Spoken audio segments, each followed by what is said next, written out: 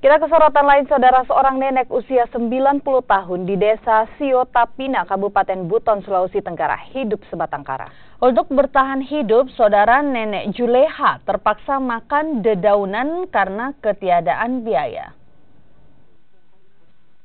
Bisa jangan dulu bersuara, maaf ya. Tanpa anak dan saudara, Juleha tinggal seorang diri di sebuah gubuk layu. Nenek asal Bondowoso ini datang ke Kabupaten Buton pada tahun 1992 saat mengikuti tetangganya yang masuk dalam program transmigrasi. Untuk bertahan hidup, Juleha pernah bekerja sebagai buruh tani. Namun karena tubuhnya yang semakin tua, ia sudah tak mampu lagi bekerja untuk memenuhi kebutuhan sehari-hari.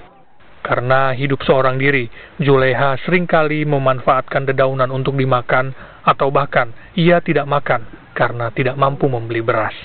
3 hari tidak makan, belum ada orang ngasih begitu. Ya tidak makan. Nanti kalau sudah orang ingat sama saya di sini, ada sisa makan sendiri, mungkin ingatkan ini. Begitu. Beruntung, masih ada tetangga Juleha yang terkadang memberikan makanan dan membantu memasakkan dedaunan ataupun sayur yang dipetiknya. Tim Liputan Kompas TV Buton, Sulawesi Tenggara.